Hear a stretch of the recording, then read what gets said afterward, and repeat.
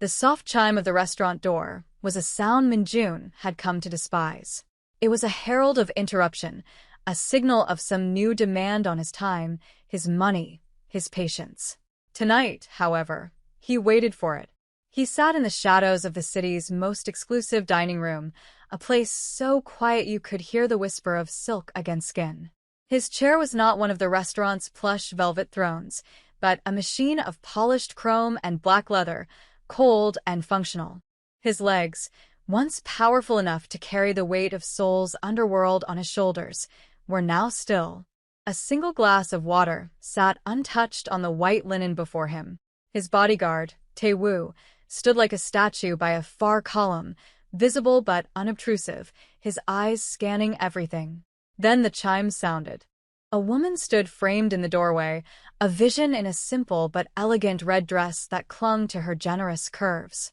She was not the type of woman his grandmother's matchmaker usually found, brittle, high-society daughters with eyes like calculating chips of glass. This woman's face, framed by soft black hair, was open and warm, though her eyes held a flicker of nervous apprehension. And she was not alone. Holding her hand was a small child, a girl of maybe 6 or 7, dressed in a confection of light pink. The girl's eyes were wide, taking in the cavernous, dimly lit room.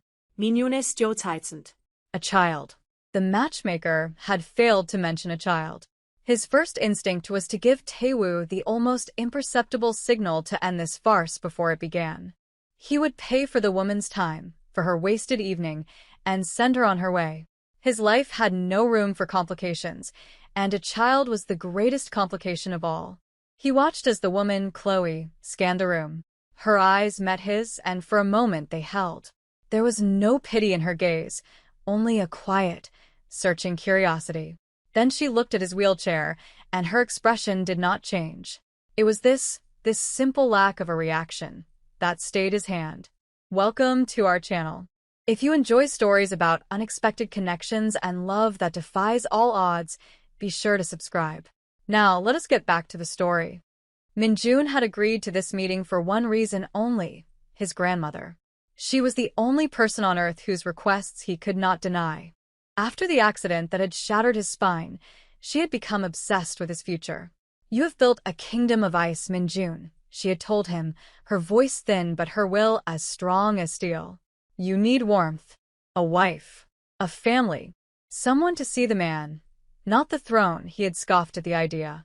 The man he was before the accident was gone. What remained was this: a brain, a will, and a body that had betrayed him. He ran his empire with ruthless efficiency from this chair, his mind sharper and colder than ever before. Love was a liability he could not afford, a weakness his enemies would exploit without a moment's hesitation. The world he inhabited was one of shadows and whispers, of brutal loyalty and swift retribution. It was no place for a wife, and certainly no place for the warmth his grandmother dreamed of. Yet he had promised. One date. He would endure one evening of pointless conversation with a stranger to satisfy the old woman's heart. He had assumed it would be another pale, thin woman who would stare at his chair with a mixture of fear and avarice, calculating the value of his assets against the inconvenience of his condition. He had not been prepared for Chloe. He had not been prepared for the quiet dignity with which she guided her daughter, Lily, to his table. "Mr. Kong?" she asked, her voice soft. He gave a curt nod. "I'm Chloe." "And this is my daughter, Lily." Lily peeked out from behind her mother's dress. "Hello," she whispered, her eyes fixed on the wheels of his chair. "Your chair is very shiny." Chloe's cheeks flushed slightly. "Lily, that's not polite," but Minjun found himself answering the child directly. "It is," he said, his voice rusty from disuse in this kind of gentle conversation. "Chrome needs to be polished or it dulls." Chloe settled her daughter into a chair, placing a small coloring book and a few crayons on the table before her. Lily immediately became absorbed, her small hand gripping a crayon as she began to draw. A small, intricately carved wooden bird sat beside the coloring book, its smooth, worn surface catching the candlelight.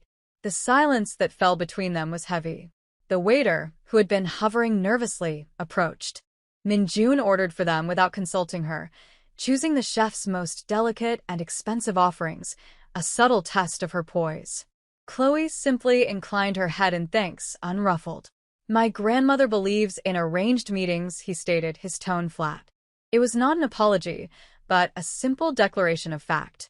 "So does my friend who set this up," Chloe replied, her hands resting calmly in her lap.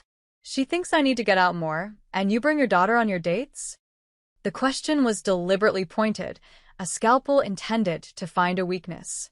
He expected defensiveness, a flustered explanation. He did not expect her calm, level gaze. "My babysitter canceled at the last minute," she said simply. "It was either bring Lily or stay home." "I don't break my promises," her words echoed his own code, his own reason for being here. He found the parallel irritating. He watched her for a long moment, this woman who wore her motherhood as easily as she wore her red dress. There was no shame in her, no apology. She was a single mother, a fact she presented as plainly as the color of her eyes. "What is it that you do, Chloe?" he asked, changing tactics. "I'm a librarian," she answered. "At the city's main branch. The children's section, of course. A librarian. A caretaker of stories and children." It was so perfectly, predictably ordinary that it almost felt like a costume. Yet, as she spoke about her work, about the joy of seeing a child discover a book they loved, a genuine light entered her eyes. Lily looked up from her drawing. "Mommy reads the best stories. She can do all the voices." Chloe smiled at her daughter, a private, loving gesture that seemed to create a bubble of warmth around their side of the table.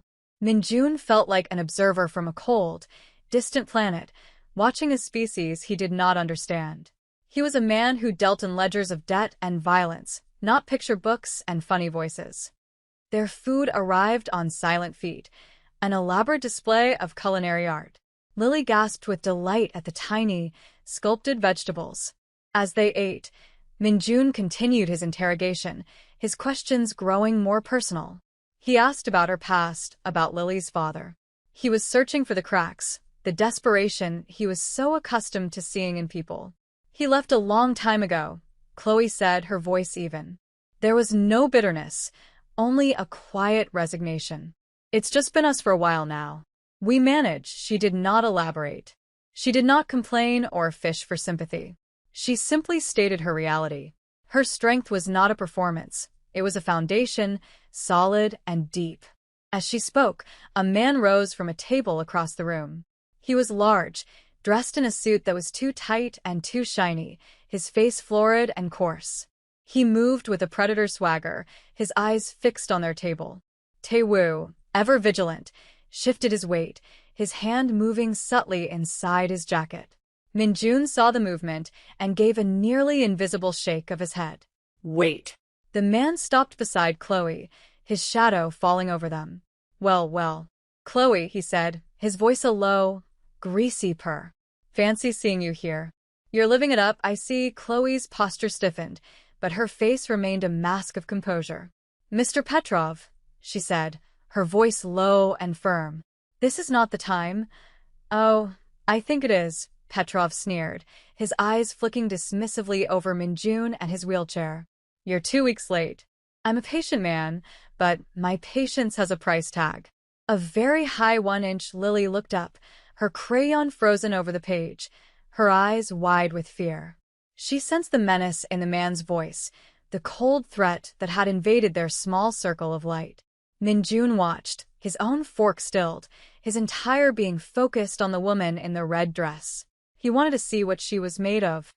Chloe placed a calming hand on Lily's shoulder, a silent gesture of protection. She did not look at Minjun or seek his help. Her focus was entirely on the man looming over them. "I told you I would have the money at the end of the month," she said, her voice betraying no fear, only a weary resolve. "I will not have this conversation in front of my daughter." Petrov let out a short, ugly laugh. "Your daughter? You should have thought of her before you got in over your head. The clock is ticking, Chloe. And when it stops, things get unpleasant." He leaned in closer, his voice dropping to a venomous whisper. "Maybe your new friend here can help you out. He looks like he has deep pockets, even if he can't stand up on his own 2 feet." The insult was crude, designed to humiliate both of them. Minjun's face remained impassive, but a dangerous stillness settled over him. He could have Taewoo remove this man from the earth with a single phone call.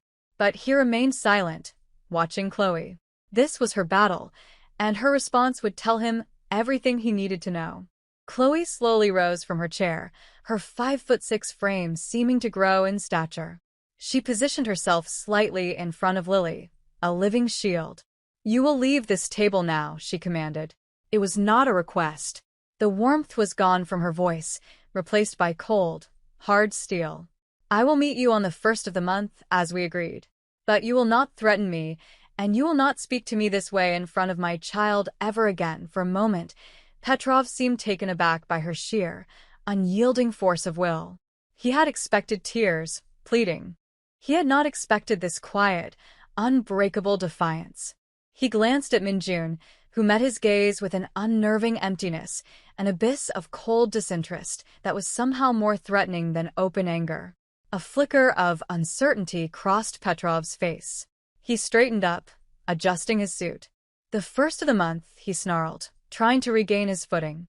"Don't be late," and with that, he turned and strode out of the restaurant, leaving a trail of poison in the air.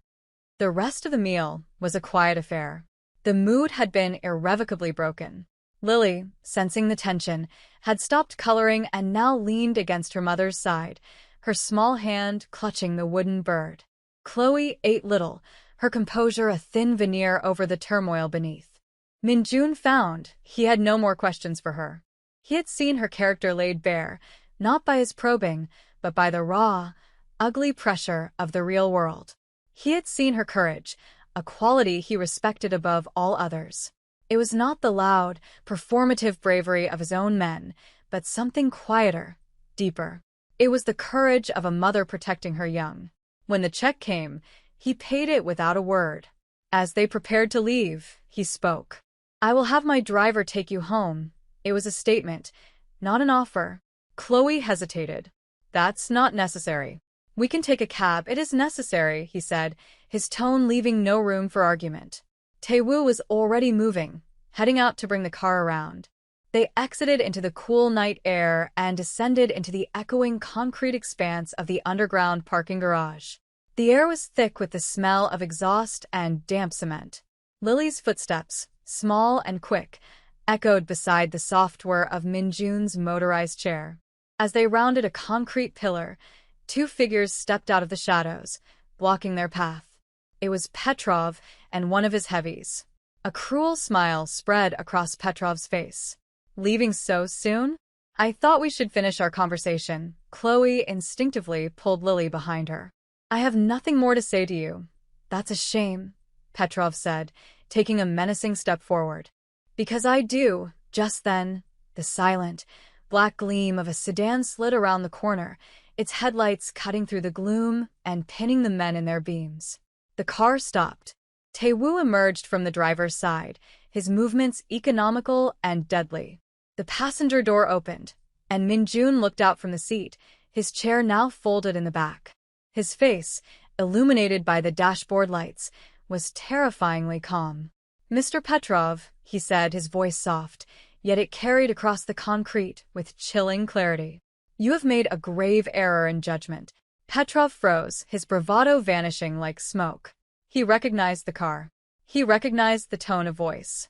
He had heard stories about the man who ran the city from a wheelchair, the man they called the Ghost King because his enemies simply disappeared. He had never imagined this was him. I didn't know she was with you," he stammered, taking a step back.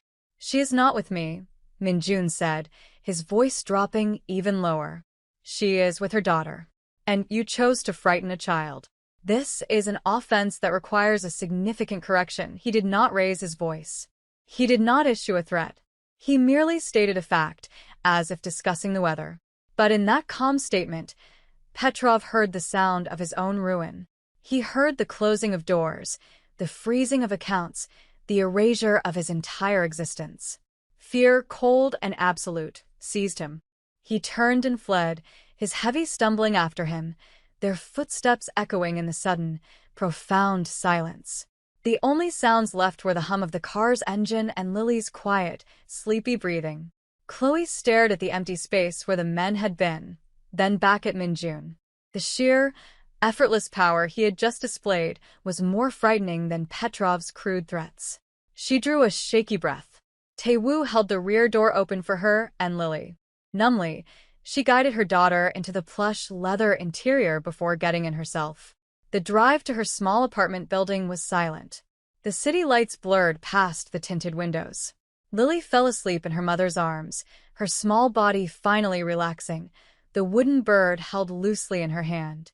Chloe watched the passing streets, her mind racing. Who was this man? This was no ordinary businessman. This was a man who moved in a world of profound danger, a world she had only just brushed against. When the car pulled up to her curb, she turned to him in the dim light. "Thank you," she said, the words feeling inadequate. He gave a slight nod, his eyes on the sleeping child. "He will not bother you again," she had to ask. The question was a knot in her throat. "Who are you, Minjun?" He was silent for a long moment, his gaze unreadable. He did not look at her, but at Lily. "She is safe," he said finally. "That is all that matters tonight." It was not an answer, but it was a crack in the ice. It was the first time he had expressed something that sounded like genuine concern, a feeling that went beyond power or control. It was a moment of quiet, shared humanity in the dark of the car. He did not leave. After she had carried a sleeping Lily upstairs and tucked her into bed, she came back down to find the black car still waiting. Minjun was looking out the window, his profile a stark silhouette against the streetlights. He motioned for her to get back in. "There is something you need to know," he said, and the tone of his voice told her this was the real reason for the entire evening. This was the part of the story that had been kept in shadow. "The accident that put me in this chair," he began, his voice low and measured. "It was 2 years ago.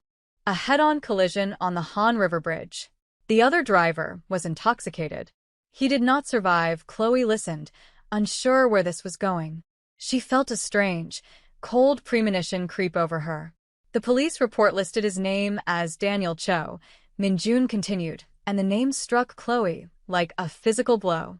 Daniel, her husband, the man who had walked out on her and Lily 3 years before that, disappearing into a world of debt and addiction. He died," she whispered. The news was a distant shock, an echo from a life she had long since buried. "Yes," Minjun said. "He died at the scene. He left behind a mountain of debt to dangerous people. People like Petrov." Here is the part of the story nobody saw coming.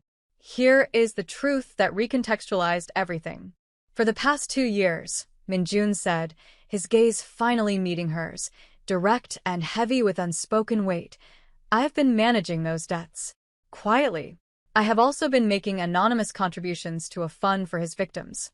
The primary beneficiary of that fund is his daughter." Chloe stared at him, her mind struggling to connect the pieces. The occasional, mysterious deposits into her account that she could never trace. The way certain bills just seemed to get paid. The sudden easing of a financial pressure that had been choking her for years. It was him. It had always been him. "Why?" she breathed. "It was my responsibility," he said simply. "I was the other half of the equation." His life ended, but the consequences of his actions remained. I could not walk away from them. The blind date, she realized, was no accident. His grandmother had arranged it, yes, but he had chosen her name from the list. It was a penance. It was a way for him to finally see the faces of those he had been helping from the shadows, to confront the human reality of the event that had reshaped his own life. The silence in the car was no longer awkward or tense. It was filled with the weight of a staggering, hidden truth. Chloe looked at this man, this feared, powerful king of a dark world, and she saw something else entirely. She saw a man bound by a code of honor so rigid, so absolute, that it had compelled him to secretly care for the family of the man who had, in a way, destroyed him. His paralysis was not the only prison he inhabited. He was also captive to this profound, unseen responsibility. "So you can understand," he said, misinterpreting her silence as fear or revulsion, that my world is not a safe place. I will clear your debt with Petrov permanently. I will set up a trust for Lily that will ensure she never wants for anything. You will never have to see me again. You and your daughter will be safe. He was offering her an escape, a clean break, a transactional end to their strange, tangled connection. He was trying to protect her by pushing her away. Chloe thought of the quiet dignity he had shown all night, the way he had watched her, the way he had spoken to her daughter about his own chair without a trace of self-pity. She thought of the absolute, terrifying power he had wielded on her behalf, not for show, but for her protection. She could take his offer. She could accept the money and disappear into a safer, easier life. But she knew it would be a life haunted by the ghost of what could have been. She reached across the space between them and placed her hand gently on his. His hand was cold, but it did not pull away. "No," she said softly. He looked at her, his composure finally cracking, revealing a flicker of raw surprise. No. "No charity," she clarified. "No transactional endings." She took a breath, meeting his dark, searching eyes. "Let's have a second date, Minjun. A real one. No bodyguards. No secrets. Just you and me. We can go to the library. I'll even show you the children's section." A long moment passed. A dozen emotions warred in his eyes. Disbelief, hesitation, and something else, something that looked fragile and hopeful. He had offered her a kingdom's ransom to leave, and she had countered by offering him a quiet hour amongst picture books. It was an act of grace he did not expect, and did not believe he deserved. Slowly, he turned his hand over and closed his fingers around hers. "I would like that," he said, and his voice was no longer the voice of a king, but of a man. 6 months later, the autumn wind was crisp and cool, carrying the scent of roasting chestnuts from a nearby vendor. In a wide, green park overlooking the river, a bright pink kite danced and swooped against the brilliant blue sky. At the other end of the string, Lily laughed with pure delight, her small face tilted upwards. A few feet away, sitting on a bench, Chloe watched her, a soft smile on her face. Beside her, Minjun sat in his chair, his gaze also on the girl and her kite. The tension that had once radiated from him was gone, replaced by a quiet peace. He looked different in the sunlight, younger. The harsh lines around his eyes and mouth had softened. He was no longer just a king in the shadows. He was a man in a park on a sunny afternoon. In his hand, he held the small, carved wooden bird. Lily had given it to him on their second date, at the library. "To keep you safe," she had whispered, pressing it into his palm. He had never let it go. It was a talisman, a reminder of the unexpected warmth that had entered his frozen world. He turned his head and looked at Chloe, and she met his gaze. No words were needed.